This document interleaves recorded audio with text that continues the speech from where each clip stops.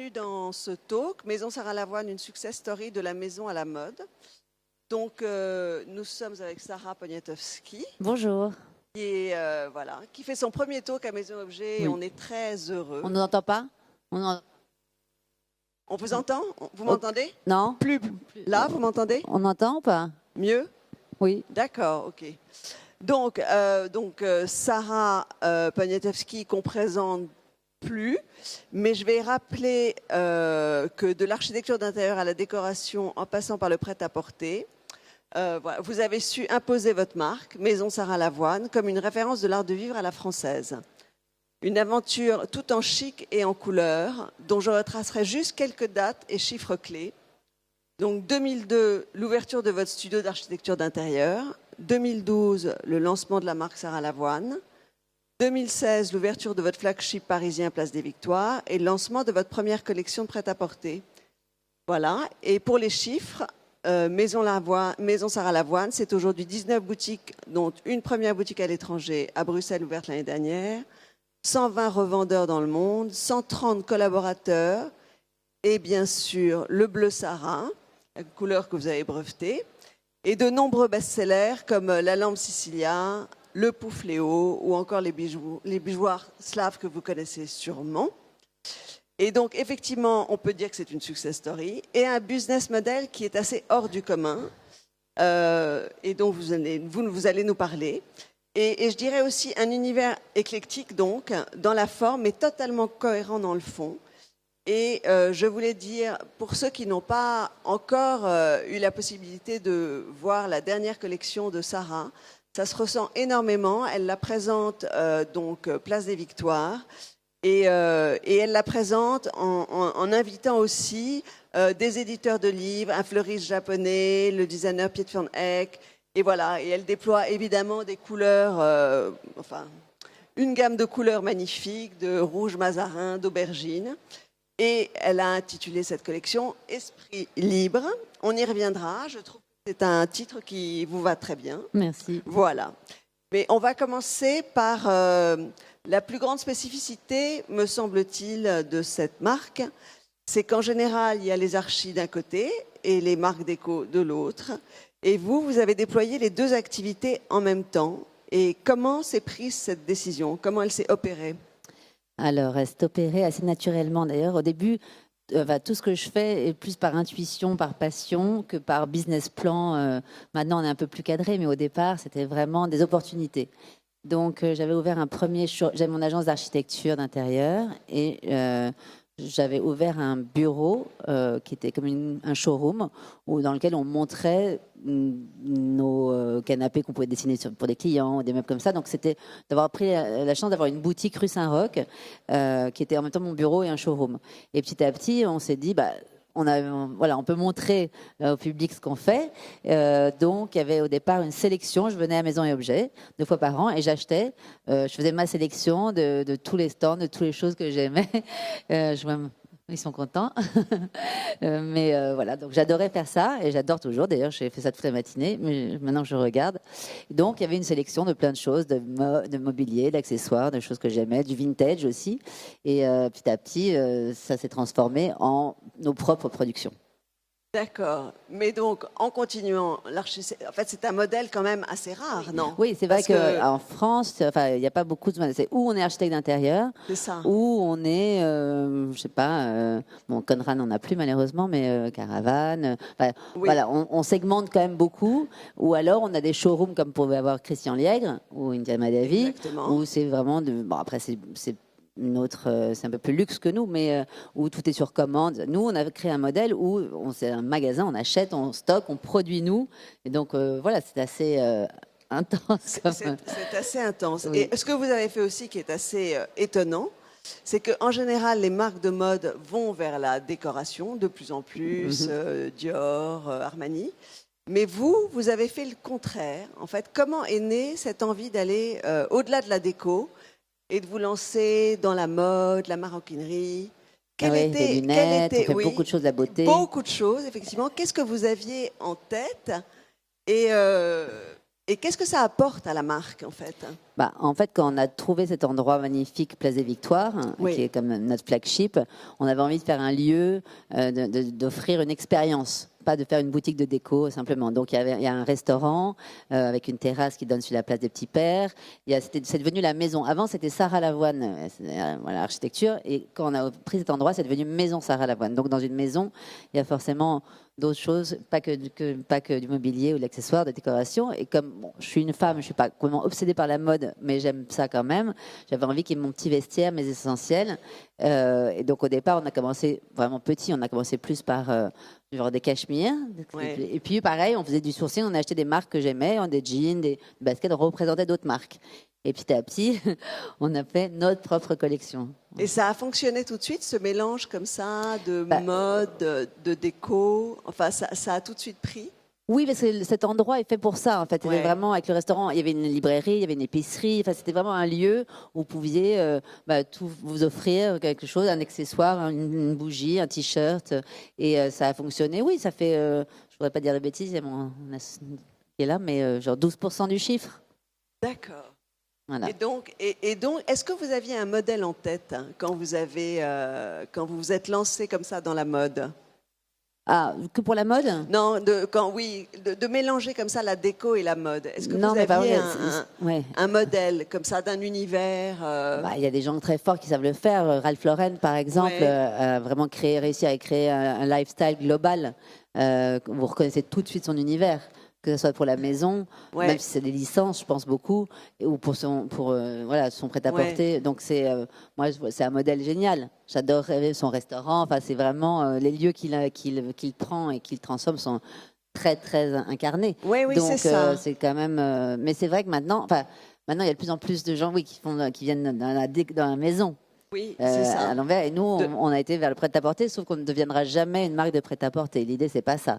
C'est quand même de garder un univers large où on fait donc des lunettes de soleil aussi, on fait Oui. des vernis à ongles, Oui. des parfums, enfin plein de choses, de maroquinerie. Mais notre ADN, reste la maison. Le plein de choses, c'est tout ce que vous aimez, en fait. Oui. C'est ça. C'est vrai. C'est une Quand bonne- on me dit oui. Mais oui, c'est sympa de pouvoir toucher à plein d'univers et de créer une ambiance sans que ça soit caricatural d'ailleurs, mais avec des codes qu'on retrouve, du raffinement, du chic décontracté, quelque chose pas ostentatoire, quelque chose qui passe le temps, qui soit assez intemporel. Moi, j'aime pas les choses trop à la mode, donc Ouais.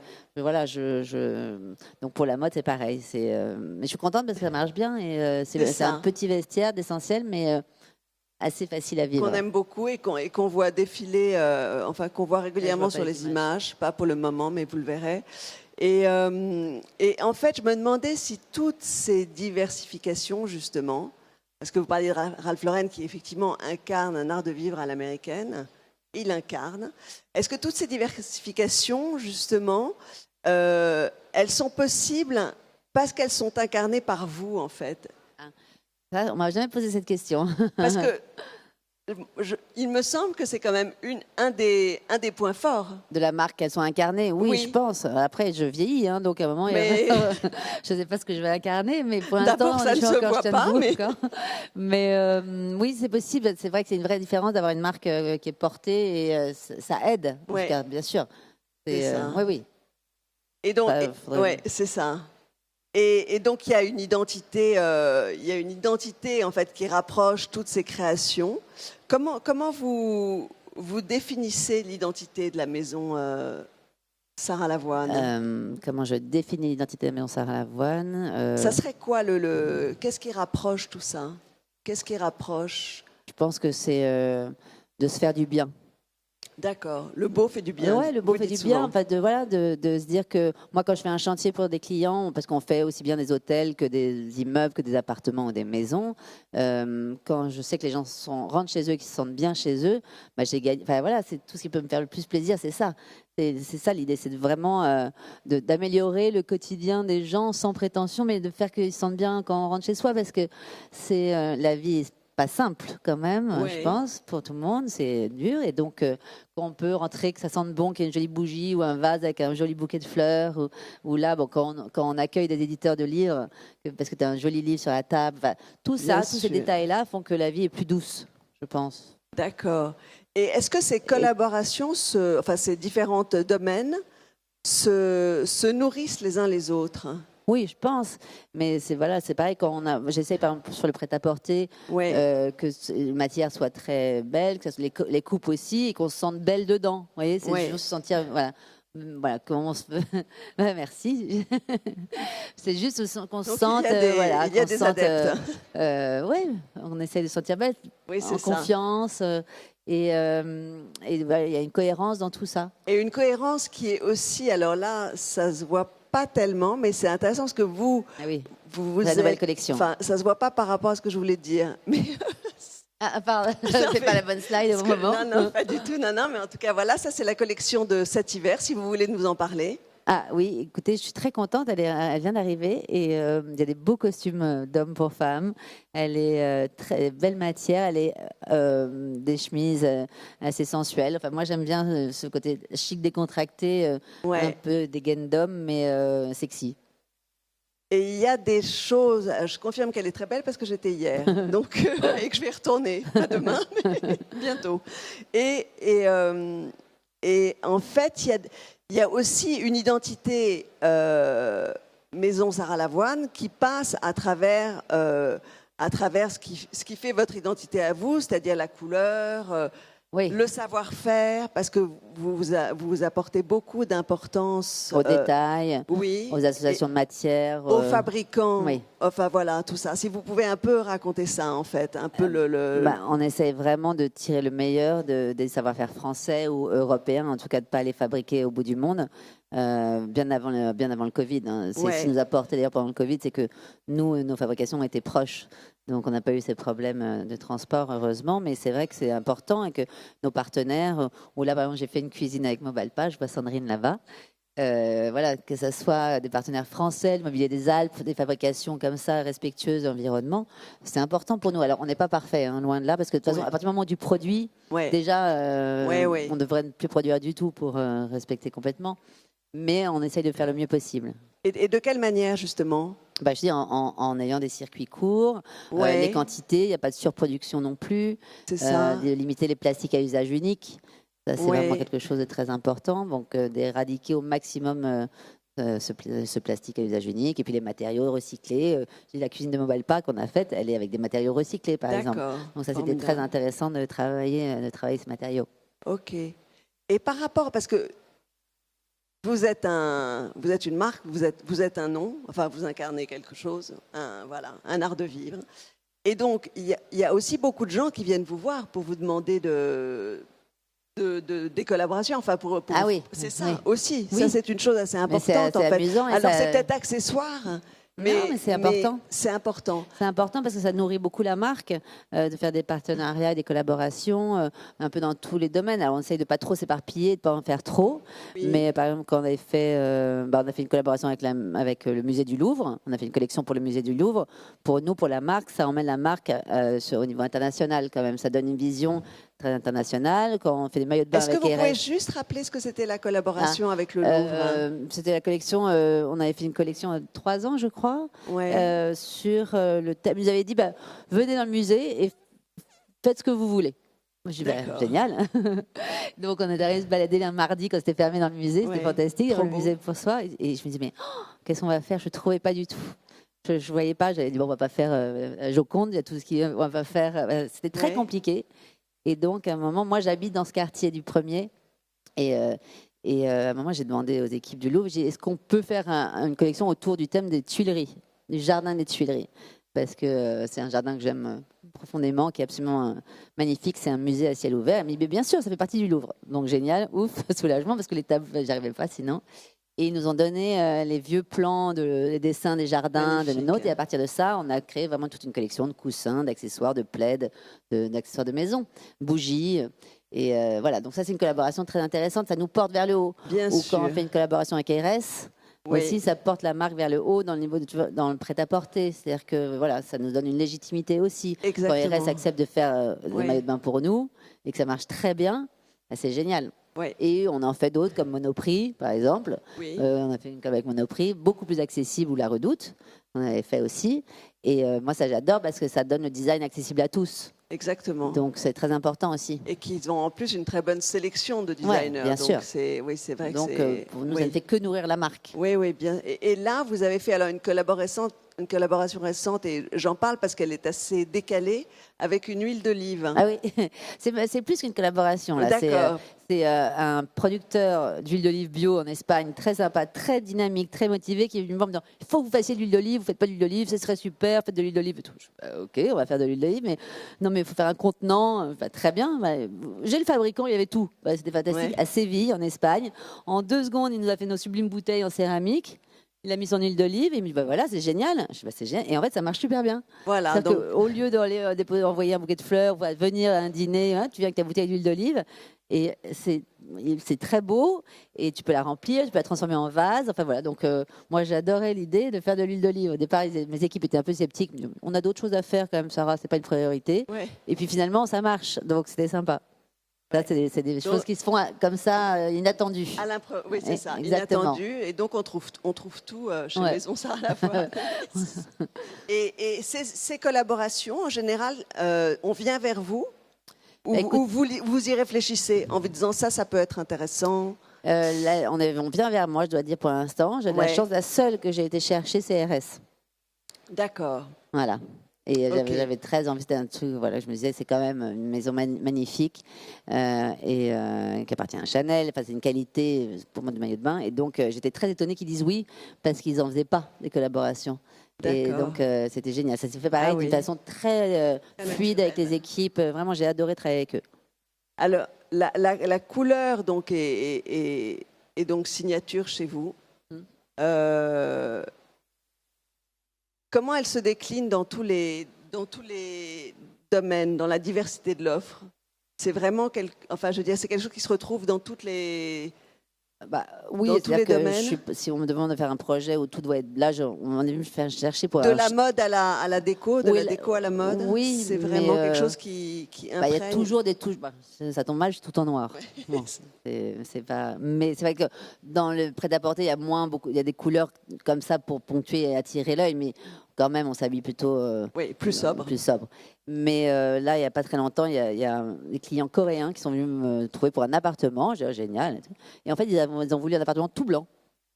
Je n'ai pas compris pourquoi ils étaient venus nous chercher notre studio. Et limite, on ne savait pas faire. C'était vraiment du blanc, du corian. Enfin, rien que des trucs techniques hyper. Des matériaux qu'on ne travaille pas vraiment. Vous voyez. Bon, évidemment, on l'a fait parce qu'il fallait le faire. Mais ça m'amuse moins que de penser, réfléchir à des associations de couleurs, de matières naturelles, les choses. C'est vrai que là Voilà. les objets sont assez sobres, mais derrière, vous avez un tableau très fort. Donc, c'est de jouer avec la couleur, pas forcément sur les mobiliers ou sur les accessoires, mais que dans un univers de maison, il y ait des touches de couleur. Et donc ça, c'est votre Ouais, avant-dernière ça, c'est collection. Chromatica. C'est ça, Ouais. exactement. Ouais. Qui était, je crois, inspiré du Mexique. Ouais, j'ai fait un voyage au Mexique, c'est C'est pour ça. Et les voyages m'inspirent beaucoup. Et de cet architecte Luis Barragan, que j'adore, dont je suis absolument fan, l'architecte de la lumière. Et donc, voilà, c'était un peu de lui rendre hommage. Et où vous trouvez votre inspiration? Par exemple, pour Esprit Libre, la dernière collection, Ouais. où trouvez-vous les inspirations, en fait? Comment ça se passe? Là. Après, il y a 2 saisons, donc c'est vrai que l'Esprit Libre, c'était la collection de rentrée là. Donc c'est plus pour automne-hiver, c'est quelque chose de plus cocon, de plus. Donc on est parti sur l'idée de Saint-Germain-des-Prés, des caves, des boudoirs comme ça, de Gainsbourg, enfin de Saint-Laurent, enfin vraiment d'un univers d'appartements très glamour, sensuel, mais assez nuit dans l'esprit. Oui. Et donc les teintes, vous avez vu le voir, sont bleu minuit, aubergine, des teintes beaucoup de laiton, de brillance, de reflets. Très beau. Donc chaque collection est vraiment très différente. Oui, d'accord. Donc ça peut être le voyage, ça peut Oui, être. après, oui, c'est ça. le voyage, voilà, oui, moi j'aime tellement ça. C'est vrai que Oui. chaque voyage est une inspiration exceptionnelle. Comme je suis très curieuse et que je regarde tout, je m'inspire de tout en fait, de la nature, d'une ville, des gens qui passent. C'est important de se nourrir beaucoup. Et pour la mode, c'est pareil. Et pour la mode, c'est pareil. Et beaucoup de vos goûts, enfin beaucoup de votre style oui, aussi. Oui, ça reste assez sobre. C'est ça. Et est-ce qu'on gère justement la décoration, alors je parle des objets et tout ça, comme la mode, vous faites 2 collections par an, est-ce qu'on gère les... Oui, on a le même rythme de collection, septembre et janvier. En fait, on se cale sur maison et objets à chaque fois, Oui, nous, et finalement, le prêt-à-porter a 10 jours d'écart. La collection, oui. Donc là, on a lancé Esprit Libre Maison. Et dans 10 jours, on va sortir le prêt-à-porter. Alors, il est déjà en boutique, mais on ne communique pas vraiment encore dessus. Parce qu'il y a d'accord. beaucoup de choses. C'est compliqué sur les réseaux et partout de pouvoir montrer tout ce qu'on fait. Parce qu'il y a beaucoup, beaucoup de produits. Donc, voilà, il faut séquencer. Et c'est vrai que parfois, il y a plein de gens qui ne savent pas. Il y a plein encore qui ne savent pas qu'on fait du prêt-à-porter. Il y en a encore Plein. qui ne savent pas. Plein. Ouais. Ouais. Et d'accord. Et d'accord. Et, concernant l'architecture intérieure, parce que vous avez donc commencé par là, votre spectre est large. Vous avez commencé pour des particuliers, maintenant vous faites des hôtels, des restaurants, et des très gros chantiers pour des bureaux. Mhm. Alors, vous avez fait, je crois, les bureaux de la branche luxe de L'Oréal. Oui. Et là, vous travaillez pour Covivio. Si vous pouvez nous en dire un peu plus. Oui, on a Alors, vu les parce que- images, mais c'est vrai qu'on Oui, n'est pas elle va en- repasser. Mais ce qui est intéressant, c'est qu'en fait, on fait appel à vous vraiment pour créer en fait une sorte d'univers de maison à l'intérieur d'un univers de bureau en fait. Oui, oui, là, c'est un restaurant, ça c'est le Racing Lagardère Club Ouais. dans le Bois de Boulogne. C'était le bar anglais. C'est très loin de notre univers maison, c'est-à-dire qu'il n'y a pas de Bleu Sahara, il n'y a pas de code forcément. Enfin, il y a nos codes comment dire, d'élégance et de raffinement et tout comme ça, mais ça.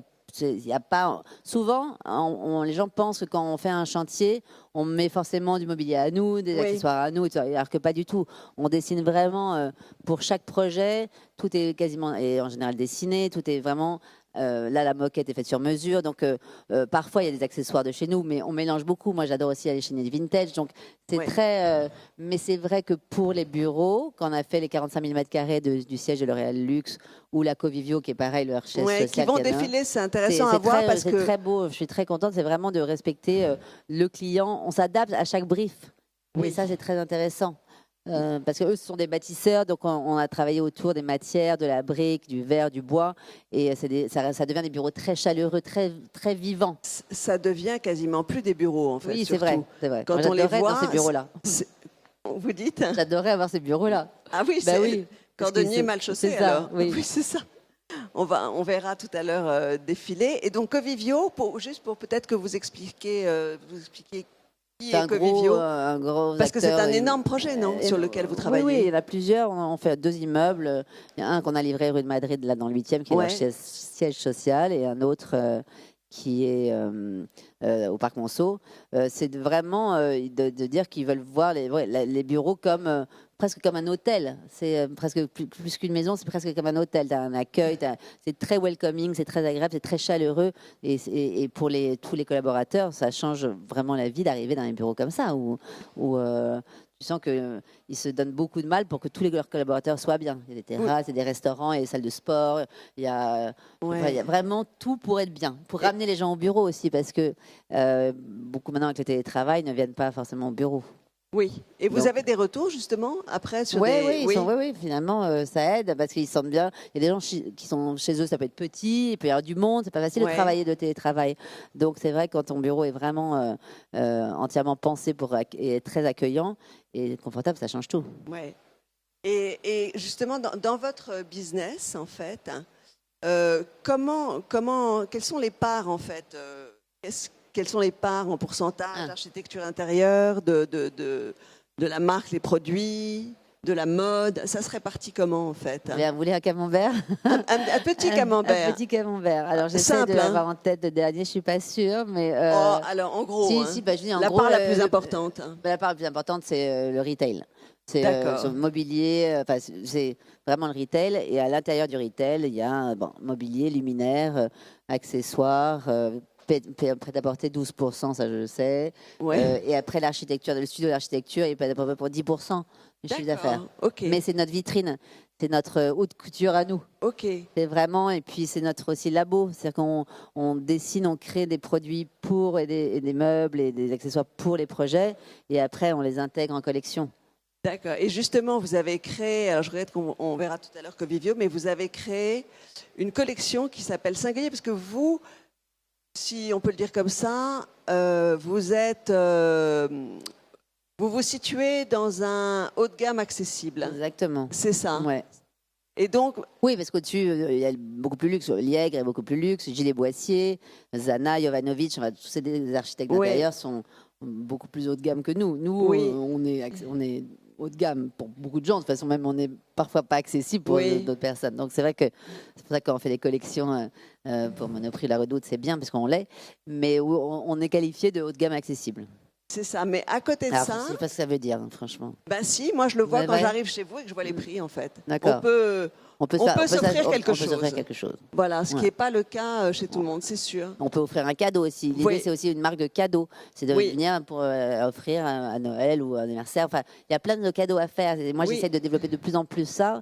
D'abord parce que c'est ce qu'il y a de plus facile aussi pour exporter, pour aller à l'étranger. La marque, c'est de se faire plaisir en se faisant des cadeaux. Donc, c'est vrai qu'on peut plus difficilement exporter un canapé qu'une bougie, un vase, un bougeoir. Il y a plein de choses. Plein de choses. Et plein de choses effectivement accessibles. Et vous avez créé, il y a un an à peu près, je crois, la collection Singulier. Donc là, c'est une autre histoire. C'est un peu une collection haute couture. C'est ça. Et la nécessité de ça est venue comment? C'était votre envie ou c'était peut-être vous pouvez raconter cette collection? Oui, alors c'est pareil, c'est pas ça. On a vu passer, mais d'abord fabrication 100% française par des artisans en pièces numérotées, donc vraiment ça c'est que sur commande. C'est différent, le fonctionnement n'est pas le même. En revanche, c'est vrai que on continue. On attend. Non, c'est pas nous. C'est vrai que parfois c'est frustrant quand. J'attends, non? Oh, vous pouvez. Oh, il entend. Il y a plein d'objets ou de mobilier qu'on aime, que je dessine ou qu'on fabrique, qu'on envisage, et à chaque fois on nous dit ah ben non c'est trop cher. Et donc c'était ah ben non c'est trop cher, on peut pas le sortir. Ah bon bah, c'est dommage parce que moi j'adorais cette lampe. Donc au fur et à mesure on se dit bah, c'est pas possible, il faut qu'on fasse une collection un peu plus haut de gamme, plus luxe, sur commande, et puis comme les showrooms dont on parlait tout à l'heure, comme ce qui existait avant. En fait, comme ça, voilà, il y a deux offres différentes. En général, tu peux faire ça, la couture de chaque couturier ou de chaque Isabelle Marant étoile de collection. Nous, on essaie on est monté en gamme plutôt que de descendre en gamme. C'est intéressant. Et elle a trouvé cette clientèle, donc cette collection. Et elle a trouvé sa clientèle, et puis on peut la mettre sur des chantiers. Alors, c'est une petite collection. Hein. Il y a des lampes, il y a une table basse, il y a une chauffeuse, une banquette. C'est petit, mais l'idée, c'est quand même de lui. Ah, c'est ça, Covivio. Voilà, les bureaux dont on parlait tout à l'heure. Donc, c'est vrai que c'est des bureaux très. Des bureaux, oui. Très agréables. Où on aimerait vivre c'est ça. 24 heures sur 24. Oui, donc la collection, c'est en petite année, mais chaque année, de lui apporter une ou deux pièces. D'accord. Oui. Et est-ce que vous avez comme ça des souvenirs d'événements, de projets, de créations qui ont fait décoller votre marque? Ça, c'est L'Oréal, par exemple. Ouais. On ne voit pas grand-chose, mais c'est une partie des restaurants de L'Oréal Luxe. Quand on a gagné ce concours, j'étais une toute petite agence, on était 6. Je suis même étonnée qu'on arrive sur ce concours au départ et qu'on passe toutes les étapes. C'était énorme. Et qu'on se retrouve avec faire 45 000 m² de bureau. Il fallait se staffer, il fallait s'organiser. C'était vraiment assez vertigineux. Mais pour nous, ça nous avait passé d'un stade complètement différent. Quand on arrive à réaliser des choses pareilles, c'est vrai que tout à coup, on ne vous regarde pas de la même façon. Ça donne une crédibilité, ça donne une importance. Donc ça a été important. Le prix Veuve Clicquot que j'ai eu de la femme d'affaires de l'année en 2017, ça aussi, ça a été une reconnaissance importante. Parce qu'au départ, on dit, elle fait de la déco, c'est un passe-temps. Il y a un côté un peu, genre, les femmes qui font de la déco. Quand vous êtes arrivée, C'était un peu comme ça que Ouais. vous aviez l'impression Ouais, d'être bah, perçue. c'est facile, elles font toute la déco. Il y a un côté quand même passe-temps de femmes qui s'ennuient. Et quand ils se sont rendus compte, ah bah non, en fait, c'est un vrai job. Oui. C'est une vraie entreprise derrière. Il y a beaucoup de monde, c'est pas rien. Tout d'un coup, ça fait du bien de se sentir un peu, oui, qu'il y a une reconnaissance extérieure. Et tout d'un coup, on se retrouve tu te retrouves dans les pages People, tu te retrouves dans les pages Business. Ah oui. Ça, c'est pas mal. Et puis le bleu Sarah quand Et même. le bleu, oui, qui est une vraie identité de la marque. C'est vrai que c'est très reconnaissable et faut pas s'enfermer dedans. On essaie de pas faire, mais en tout cas, c'est vrai que c'est assez agréable. C'est comme Hermès avec sa boîte orange, comme Kodak ou comme la Tour Eiffel avec sa couleur. Voilà, on a notre couleur, ou comme Klein évidemment. Parce Mais que justement, c'est très important de travailler l'identité de la marque, non? très important. Très important. Ouais, très important. Alors souvent, on peut te dire, ah ben, elle se renouvelle pas tellement, mais sauf que ce que si on vient voir, il y a effectivement beaucoup d'autres choses. Donc, c'est très important d'avoir cette identité forte et ça peut enfermer aussi parfois.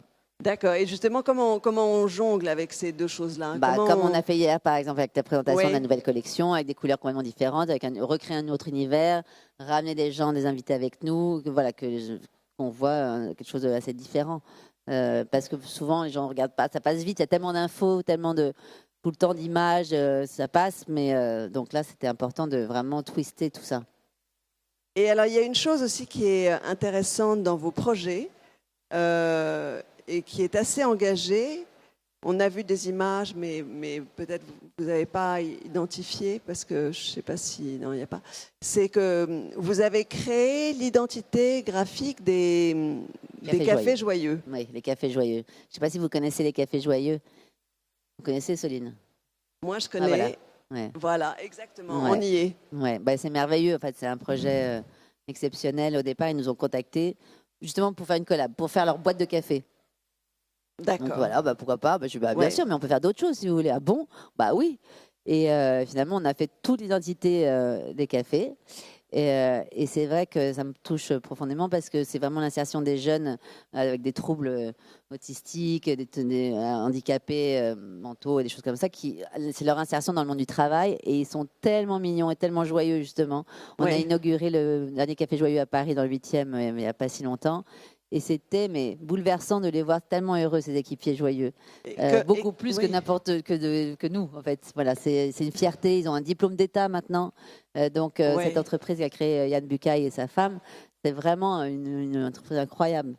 Et ce qui est d'un point de vue juste technique, c'est que vous avez dû travailler avec certaines contraintes aussi. Oui, un peu mais ils sont quand même, différentes. il y a toujours un équipier qui les accompagne, Ouais. mais ils sont fiers, ils sont heureux, ils vous servent avec un sourire jusqu'aux oreilles. Donc vraiment, si vous avez des cafés joyeux dans votre ville ou à côté de chez vous, faut y aller parce que c'est une belle aventure. Et là, il y en a qui viennent d'ouvrir, non, je ne sais plus où. Un peu partout, Il y en on a va à partout. New York, C'est ça, à l'international ouais, aussi. au Portugal, ouais, ça ouvre un peu partout, donc c'est vraiment génial. Et est-ce que être une femme, ça a été un avantage, un désavantage Alors, ou rien moi, je me suis jamais posé la question, je Oui. dois dire, mais c'est vrai que quand vous faites des chantiers, bah, c'est comme un univers d'hommes.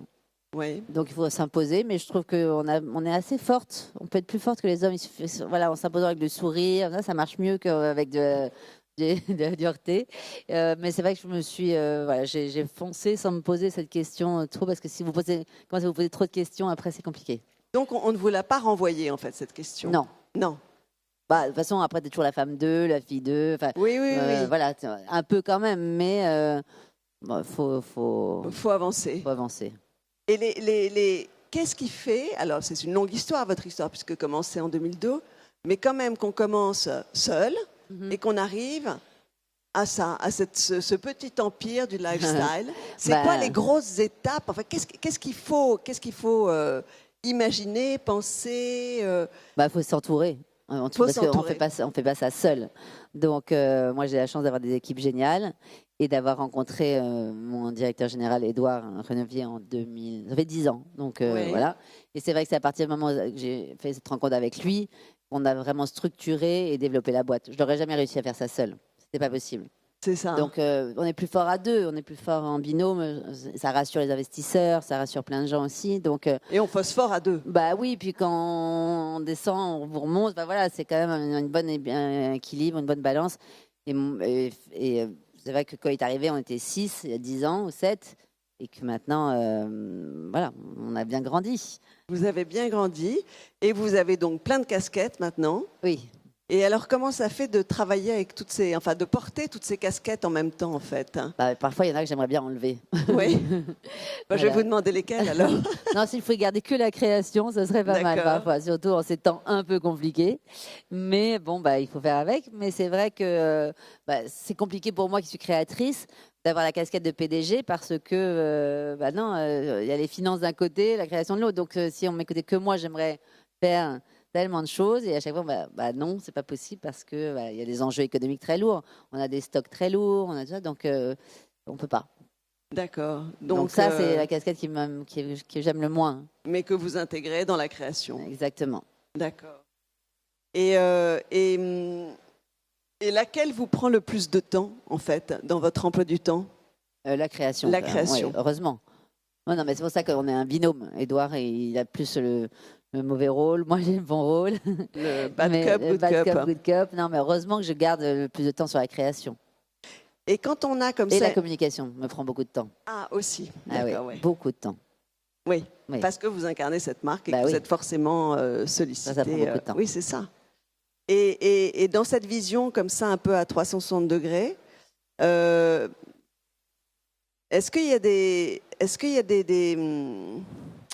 il faut contourner certains écueils. C'est pas forcément facile d'être comme ça sur tous les domaines. Non, et parfois... C'est quoi les écueils en fait? Qu'est-ce qui peut C'est être... pas quels sont les écueils, mais en tout cas, ce qui n'est pas facile, c'est que parfois, il faut se restreindre, il faut couper, il faut enlever des secteurs, il faut arrêter des choses Ouais. parce que c'est trop grand, trop lourd et qu'on développe, et qu'au bout d'un moment, il y a trop. Donc, Ouais. on coupe dans le catalogue et à chaque fois, je dis oh non, pas ça. Oh bah non, ça j'adore. Ah bah si, c'est pas possible. Bah, vous voyez, il y a plein de choses. Et puis, ce qui est compliqué aussi, ça, c'est la collection Singulier. Vous voyez, avec le tapis, la table basse, tout ça, c'est la collection, haute couture. Ouais.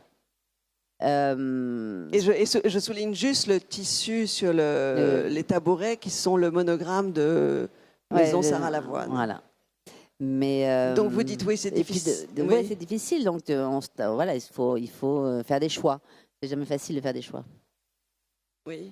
Et vous avez donc fait ce choix d'être architecte alors que vous n'aviez pas... Je suis pas architecte, attention. Architecte d'intérieur. Même pas parce que je n'ai pas de diplôme. Et ben voilà, c'est ça. c'est ce que vous dites. Et vous dites souvent que vous avez eu un sentiment de comment on appelle ça? Le syndrome de l'imposteur. Le syndrome de l'imposteur que vous avez dépassé, j'imagine. Pas forcément.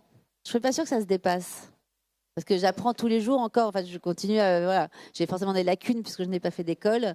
Et donc, je continue à apprendre tous les jours mon métier. Mais qu'est-ce que ça apporte justement d'être autodidacte? C'est peut-être intéressant. Bah, oui, enfin, en tout cas, je ne sais pas ce que ça apporte, mais... Parce que peut-être plus de liberté finalement, puisque quand on ne fait pas d'école, on a... Mais il faut quand même bien s'entourer. Je ne peux pas faire les choses seule. Oui. Donc, c'est moi qui suis mais jamais autonome, c'est parfois un peu frustrant. Et donc, ce métier, juste pour... vous y êtes arrivé par votre mère, en fait, ah oui, c'est ça? Parce que ma mère est décoratrice. Oui. Ouais. Donc j'ai grandi dans cet univers-là. Mais au départ, je voulais pas du tout faire ça. Franchement, je m'attendais. Je sais même pas pourquoi. Un jour, je me suis réveillée en lui disant, je peux venir travailler au bureau. Et mais au départ, après avoir, c'est ça, fait plein de choses différentes. Oui, c'est pour ça. Mais voilà, donc jamais j'aurais imaginé être là aujourd'hui, par exemple. Parce mais que vous y avez pris goût. Oui, oui, bien sûr. Bah, c'est génial d'avoir autant de collaborateurs, de travailler, de faire des si beaux projets. Voilà, on est très fiers, on est heureux de ça. Bien sûr. Et quel est le conseil le plus intéressant qu'on vous ait donné, qui vous a le plus servi? Oh, bah, c'est d'oser, c'est de faire, enfin, d'être dans l'action, de toujours essayer en tout cas. Et puis bon, parfois ça marche, parfois ça marche pas. Et si ça marche pas, c'est pas grave. C'est pas grave. Oui, c'est pas grave. Il faut rebondir. Il faut pas s'arrêter en disant qu'on n'y arrive pas. Il faut avoir confiance en soi. Il faut y aller. En tout cas, il faut essayer. Mais là, je sors un livre. Voilà. Oui, mais là-dessus, vraiment sur ce thème. Bah oui, c'est un livre en début novembre sur le fait d'oser, de créer, de rêver et de recommencer. C'est le titre du livre. Ah, c'est très joli. Merci. C'est chez Flammarion, non? Chez Flammarion, oui. Le 6 novembre. Et c'est vrai que c'est comme un compagnon pour nous toutes. On prend, on le pose, on le relit, on a une question, on cherche. C'est vraiment c'est un manuel à l'attention de tout le monde pour voir comment on peut entreprendre, comment on peut gérer sa vie personnelle, enfin tout gérer en même temps. Et donc on l'a fini hier. Voilà. C'est Donc, super. ouais. Et donc ne pas avoir peur de l'échec. Oui. Et alors moi j'aimerais quand même éventuellement vous laisser la parole si vous avez des questions, parce que je me dis que peut-être vous avez des questions, les uns ou les autres. Ah non. Ah, voilà. Ah, Alors, si, il faut une première main. Voilà, il y a quelqu'un qui vient vers vous avec un micro. Hello. Sorry, Hello. my Bonjour, j'ai des questions. Qu'est-ce que vous pensez quand vous avez démarré? Quel était votre premier projet qui a fait démarrer votre carrière? Donc, il s'agissait d'une maison à Paris, très belle maison pour une famille. Mais ensuite, il fallait la presse pour se faire connaître. Et je connaissais Elle Décoration, la maison était très belle. Ils sont venus voir et ils ont publié des images. Et ensuite, c'était le bouche-oreille. C'est vraiment one after another. You start small and Et donc, on a commencé petit et petit à petit, ça se développe. Comment on dit? Voilà, c'est la parole de spreading.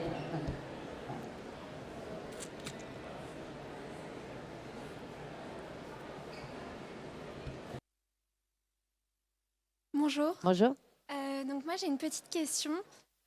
Si vous deviez donner un conseil à des jeunes donc, qui ont envie d'entreprendre, qui ont envie de créer et qui ont un peu peur de se lancer ou peuvent avoir des doutes, voilà, donc un conseil pour les jeunes. Un conseil pour les jeunes. C'est pas mal de faire des stages d'abord. Enfin, je ne sais pas si vous avez fait des écoles, mais par exemple là, j'ai un jeune en alternance qui depuis 2 mois m'envoie des textos à peu près 3 fois par semaine pour me dire alors. Et au final, on l'a engagé. C'est-à-dire qu'il m'a tellement pas lâché que non, je dis il est génial en fait. Vraiment, il était venu à mon bureau avec une autre boîte où il était en alternance, par hasard, passer une journée. Il me dit oh là là, j'adorerais. Écoutez, on n'embauche pas en ce moment. C'est plutôt le contraire. C'est compliqué pour tout le monde. Ah bon, dommage ça. Et puis hop, tu vois, à chaque fois c'est vraiment. Et donc faut y aller. Faut parfois forcer un peu les portes. Faut pas avoir peur.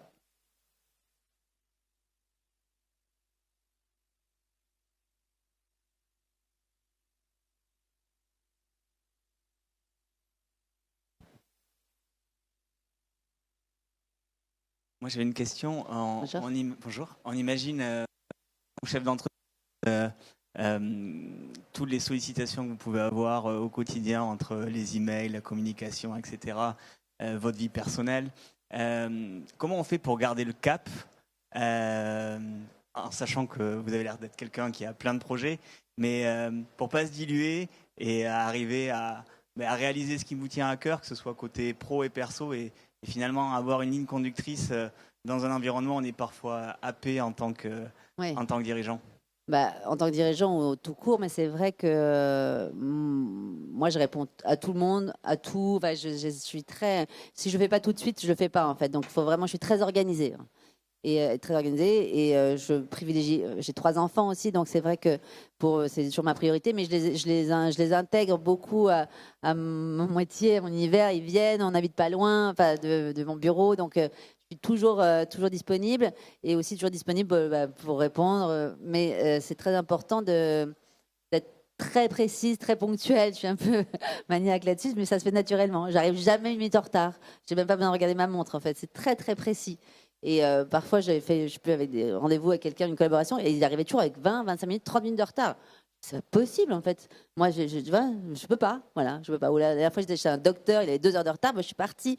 Je peux pas parce que tout est très millimétré. Donc, c'est ça qui est important, c'est de être très organisé. Je crois que c'est une dernière question. Bonjour, j'avais une question par rapport aux couleurs. Donc effectivement, votre bleu est bien reconnu. Mais moi, j'ai en particulier acheté votre livre avec justement les conseils sur les couleurs. Et donc, le monde des couleurs étant infini, est-ce que parfois, vous n'auriez pas envie d'aller vers certaines couleurs et vous vous limitez parce qu'à cause du bleu, c'est comme si vous vous interdisiez d'aller vers certaines couleurs ou non? Alors, vous allez vers où vous voulez? Non, on en a un peu parlé tout à l'heure. C'est vrai que bon, le bleu est l'identité de la marque, mais à l'intérieur de la marque, on a une gamme de peintures chez Ressources, fabricant de peinture française, où il y a à peu près 50 couleurs. Là, on vient d'en lancer 6 nouvelles, ou 9, je sais plus. Qui sont très belles, qui n'ont rien à voir avec le bleu. Il y a un rose, un jaune pâle, un Médina qui est une sorte de terracotta. Donc non, moi, c'est vraiment, ça marche au coup de cœur. Et en ce moment, j'adore les verts, j'adore l'aubergine, le jaune. Enfin, après, sur les produits, oui, on a toujours un peu de bleu. Enfin, pas toujours d'ailleurs, mais on voit que ça marche aussi. Donc c'est compliqué. Il faut trouver un bon équilibre entre ce qui marche et ce qui se vend et pas couper complètement et aller vers d'autres couleurs. Mais on a imposé, là, maintenant, l'aubergine est très présent, le fauve aussi est très présent. Donc, merci. Merci beaucoup, Merci, Sarah. merci, Soline. Merci. Merci d'être venue. Merci.